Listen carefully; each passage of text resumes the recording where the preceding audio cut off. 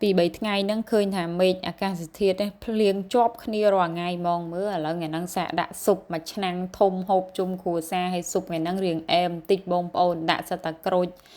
ទឹកឃ្មុំដាក់ឲ្យឈ្ងុយនឹងទឹកស៊ុបមានណាហត់បែកញើសខ្ចាយជុំគ្នាប៉ុន្តែអ្នកថតចេះថតអ្នកហូបចេះតែហូបទៅសំខាន់នេះជាតិណាបងប្អូនហើយនិយាយពីថានេះមិនមែនឆៃថាវហើយក៏មិនមែនតៅហ៊ូដែរគឺផ្សិតផ្លូវមាន់ជាតិឆ្ងាញ់ហ្មងជម្រាបសួរនិងសួស្តីពុកម៉ែបងប្អូនទាំងអស់គ្នាខ្ញុំខានចេញវីដេអូវែងយូរហើយថ្ងៃហ្នឹងក៏អត់បានរៀបរាប់ពីរបៀបនៃការធ្វើម្ហូបគ្រឿងក្រើយដែរថ្ងៃហ្នឹងចាប់ផ្ដើមក្បាលវីដេអូមកគឺហូបស៊ុបតែម្ដងបងប្អូនដែលសារលាយគ្រឿងទុកតាំងពីថ្ងៃអញ្ចឹងក៏ថតតែគ្រឿងក្រៅបន្លែទឹកស៊ុបដែលធ្វើឲ្យស្រាប់ហ្នឹងហូបយកតែម្ដងបងប្អូនហើយស៊ុបខ្ញុំធ្វើហូបថ្ងៃនេះដែរគឺស៊ុបលក្ខណៈបែបកូនកាត់ខ្មែរកាត់ចិនអញ្ចឹងណាបងប្អូនដែលសារខ្ញុំលាយដុំទីឈ្វាន់បន្តិចប៉ុនមេដៃដែលសារខ្លាចដាក់ច្រើនទៅកូននិងក្មេងៗហូបអត់កើតតាមខ្ញុំដាក់ហូបហិលបានអញ្ចឹងតែដោយសារ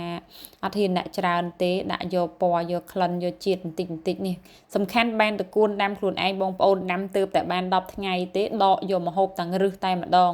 ហើយចំពោះប្រហិតនេះគឺប្រហិតខ្មែរយើងទេបងប្អូនប៉ុន្តែខ្ញុំទិញគេរាយអញ្ចឹងអត់បានតាំងកញ្ចប់មានឃើញអក្សរខ្មែរឲ្យទេតែសំខាន់ធានាថាផុសខ្មែរហើយសាច់គោ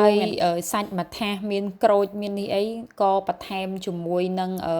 គីមឈីដែរបងប្អូននឹងសាច់មួយថាសតែតាមពិតសាច់តែ2 3ចំណិតហើយក្រូច2 3ចំណិតគីមឈីជូគីមឈីហ្នឹងគឺទិញបងស្រីសថាវិនថ្ងៃមុននោះហើយនៅសល់បន្តិចក៏យកមកដាក់មួយទឹកស៊ុបបានជូហិលតិចចឹងណាបងប្អូនដោយសារអាកាសធាតុរៀងត្រជាក់ហើយមេឃភ្លៀងហើយអាពងហូបហ្នឹងបងប្អូនភ្លៀងខ្លាំងណាគោលន់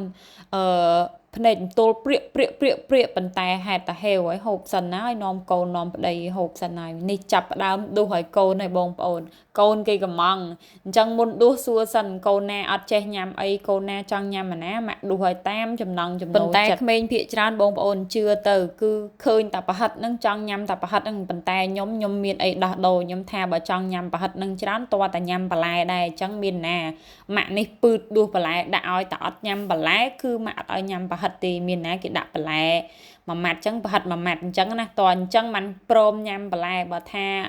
ឲ្យនៅសុកអូដួសបន្លែឲ្យញ៉ាំហើយញ៉ាំអស់មិនងាយទេបងប្អូនហើយកូនណាមិនដឹងតែបើកូនខ្ញុំតតែបង្ខំតបខំមិនបានញ៉ាំចេះញ៉ាំបន្លែគ្រប់មុខប៉ុន្តែតតែយើងបង្ខំថាញ៉ាំមកកូនអត់ញ៉ាំម៉ាក់លេងទិញរបស់លេងឲ្យឬមួយក៏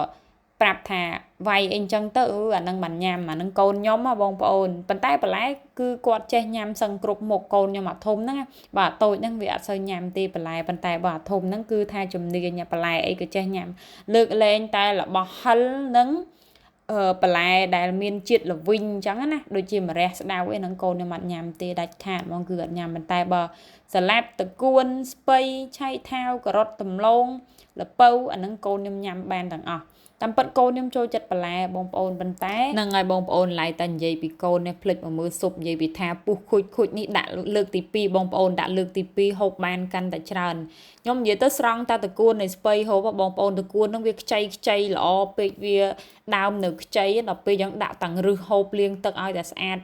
រើសសម្អាតវាឲ្យស្អាតមកមានណាឆ្ងាញ់ណាបងប្អូនឲ្យខ្ចីលវក់បួងមកនិយាយពីថាជាតិណាបងប្អូនណាហើយវីដេអូរបស់នាងខ្ញុំក៏បានដល់ទីបញ្ចប់ដែរអរគុណច្រើនពុកម៉ែបងប្អូនសម្រាប់ការតាមដានទស្សនាតាំងពីដើមរហូតដល់ចប់ជូនពរពុកម៉ែបងប្អូនទាំងអស់គ្នាមានសុខភាពល្អនិងសំណាងល្អទាំងអស់គ្នាជម្រាបលា